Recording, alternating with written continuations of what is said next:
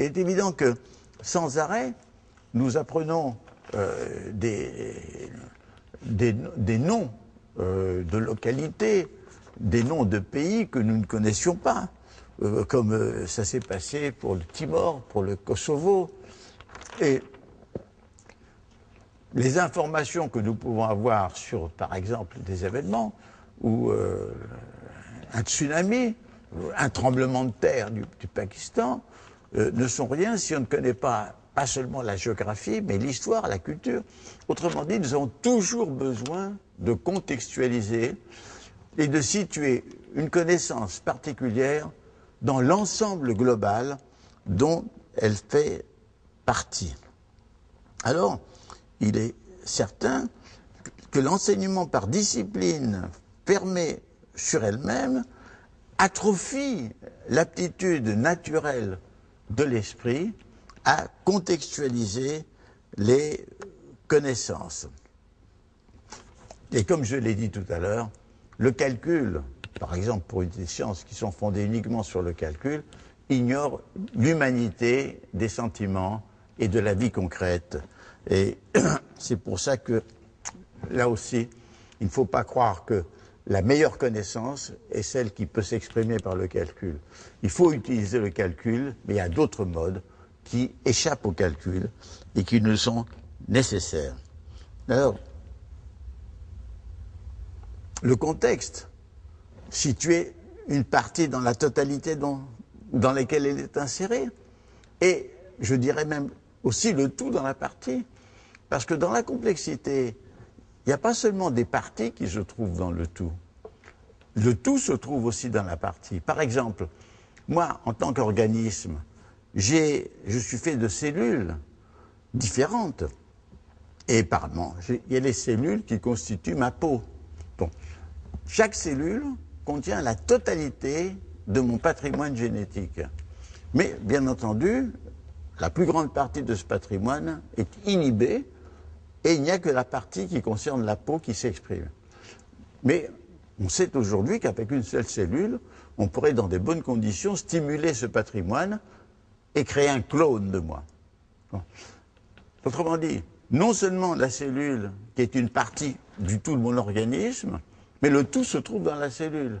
De même, nous sommes des individus qui sommes une petite partie de la société, mais la société en tant que tout se trouve à l'intérieur des individus parce qu'il y a le langage, il y a la culture, il y a la famille.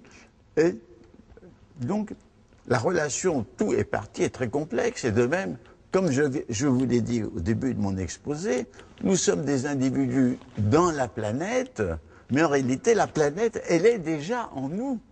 Et il est certain que ça rend encore plus important la nécessité de connaître l'ère planétaire. Alors, dans mon travail sur la méthode, j'ai voulu élaborer des instruments de pensée pour relier les connaissances, pour relier la connaissance des parties et du tout dans ce que j'ai appelé le principe hologrammatique, comme dans l'hologramme, où dans une petite partie, qui reste singulière, il y a quand même la totalité de ce qui est représenté, qui est présente. Mais je ne vais pas développer ici, parce que ça serait trop long, mais je veux dire simplement qu'avec le principe hologrammique, avec l'idée de la récursion, avec l'idée de la dialogique, j'ai essayé d'élaborer des instruments de pensée sans lesquels on ne peut pas comprendre la complexité du réel, c'est-à-dire la complexité de l'ère planétaire. Alors, ceci étant dit, bon, l'ère planétaire, c'est quoi? C'est une ère où tous les êtres humains se trouvent liés dans une sorte de communauté de destin de plus en plus grande. Et à ce moment-là, il y a une chose qui est importante pour la connaissance, mais qu'est-ce que c'est que être humain? Qu'est-ce que c'est que l'identité humaine? Qu'est-ce que c'est que la condition humaine? Or, nous nous rendons compte que ceci est complètement ignoré dans notre système d'éducation. Ah, vous avez les sciences humaines, mais les sciences humaines sont séparées les unes des autres et communiquent très mal. L'histoire, la sociologie, la psychologie, la science des religions, la démographie, l'économie, Elles sont beaucoup plus juxtaposées sans communiquer. Et d'autre part, la réalité humaine n'est pas que dans les sciences humaines. Elle est aussi en partie dans les sciences biologiques, puisque nous ne sommes pas que des animaux, mais nous sommes aussi des animaux. Nous savons que 98% de notre génome est identique à celui des chimpanzés. La différence, c'est qu'il est organisé d'une autre façon. Nous sommes des animaux. Comme les autres animaux, nous avons un cerveau, un foie, une rate, un cœur. Bref, nous faisons partie du monde de la vie. Et nous sommes non seulement des êtres vivants, non seulement des primates, des mammifères, mais nous sommes aussi, en tant qu'êtres vivants, des êtres, des machines physico-chimiques. Mon organisme fonctionne à 37 degrés, c'est une machine thermique qui dépense de l'énergie et qui produit de la chaleur. D'où la nécessité de m'alimenter pour récupérer de l'énergie.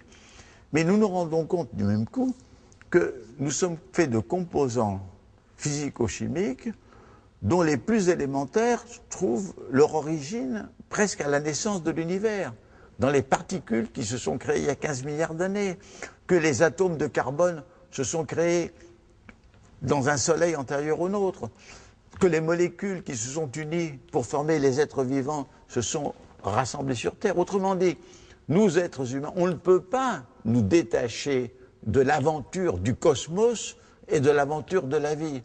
Bien entendu, nous sommes différents par la conscience, par la culture, par la pensée, mais nous sommes en même temps des animaux et plus que des animaux. Nous sommes des êtres vivants et plus que des êtres vivants. Et c'est cette réalité qu'il nous faut comprendre, d'autant plus comprendre aujourd'hui qu'on l'a ignorée et que l'ignorant, les forces techniques se sont déchaînées sur la planète, provoquant maintenant un problème de dégradation des conditions de la biosphère, dégradation de la biosphère qui va menacer nos propres existences dans les années ou les dizaines d'années qui vont venir. Donc, comment dire, en croyant conquérir et dominer le monde, nous nous sommes lancés dans une aventure qui nous mène à la destruction. Donc, voici donc une connaissance indispensable, c'est de sentir à quel point, non pas nous réduire à des êtres naturels, mais montrer notre condition d'être naturel et notre condition spécifique d'être humain. Alors, ceci, disons, fait partie de la condition humaine, et la condition humaine, c'est quoi? C'est que nous sommes triples. Il y a une sorte de trinité humaine. Nous sommes individus, nous sommes membres d'une espèce et nous sommes membres d'une société. Ce sont trois choses absolument inséparables. Et elles sont inséparables parce que, prenez par exemple, nous en tant qu'individus, nous sommes produits par une reproduction. Hein, et c'est une reproduction sexuelle.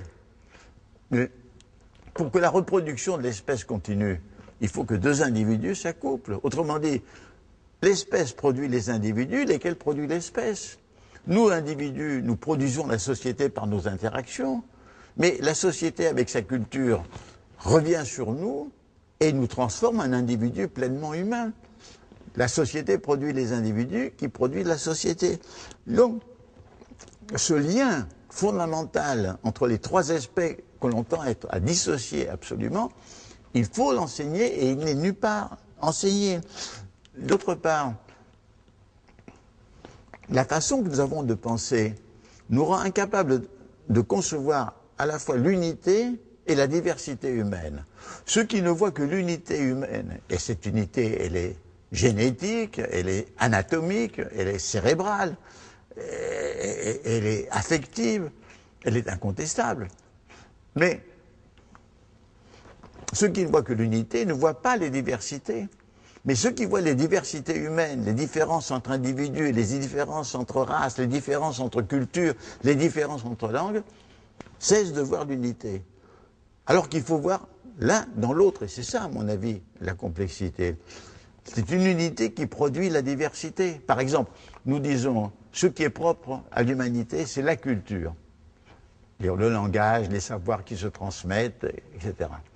C'est vrai, mais personne n'a jamais vu la culture. La culture, nous la connaissons à travers les différentes cultures. Ce qui caractérise l'humanité, c'est notre langage. C'est vrai, mais le langage n'existe pas, il n'existe qu'à travers les langues qui sont différentes les unes des autres, et il a les mêmes structures. Dans toutes les sociétés humaines, il y a de la musique. C'est vrai, mais la musique n'existe pas. On connaît la musique à travers les musiques. Il faut être capable de penser l'unité et la diversité. Et ceci est capital. Pourquoi ? Parce qu'aujourd'hui, qu'est-ce qui est menacé ? Ce qui est menacé, c'est l'espèce humaine en tant qu'unité, parce qu'il y a des périls énormes, des périls sur la biosphère, des périls de nature nucléaire, c'est-à-dire les armes de destruction massive, des périls d'une nouvelle guerre qui risqueront de raréfier l'espèce humaine. Donc, l'humanité est en danger en tant qu'espèce. Mais en même temps, ce qui est menacé dans un processus d'unification, ce sont les diversités de cultures. Il y a une tendance à l'homogénéisation. Il faut vouloir sauver, préserver les diversités culturelles qui constituent richesse pour l'humanité. Donc il faut protéger l'unité, il faut protéger la diversité. Et si on n'a pas conscience de ceci, on est aveugle. On protège une diversité locale, mais en étant aveugle à l'intérêt commun. Et inversement, on protège une humanité abstraite sans tenir compte des réalités concrètes qui sont des réalités diverses. Alors, voici quelques-uns des points, et en plus, sur la condition humaine, on est prisonnier d'une vision très rétrécie de l'humanité. On a une conception de l'homo sapiens, l'homo faber et l'homo economicus. L'homo sapiens, ça veut dire l'homme en tant qu'être rationnel. Homo faber, c'est l'homme qui crée des techniques. Et l'homo economicus, l'homme qui agit en fonction de son intérêt économique personnel. Donc, c'est vrai que l'homme est rationnel. Il a développé la rationalité, mais en même temps, il a développé le délire, la folie. Moi, je dis homo sapiens, c'est en même temps homo démens, capable de toutes les folies les plus criminelles, ou peut-être les plus insensées. Et on ne peut pas faire une coupure entre les deux, parce qu'entre les deux circule l'affectivité, le sentiment. Il n'existe pas de rationalité pure. Même le mathématicien qui est entièrement voué à la rationalité mathématique, il met toute sa passion. Delgado a bien montré que la raison pure n'existe nulle part. Il faut toujours de l'affectivité dans la raison. Mais l'affectivité peut être dangereuse si elle n'est pas contrôlée par la rationalité. Alors donc, nous vivons une aventure extrêmement complexe et difficile, parce qu'il faut toujours, même dans la plus belle folie amoureuse, avoir une petite veilleuse de rationalité, mais il faut toujours, même dans la rationalité la plus stricte, avoir de la passion et de l'amour.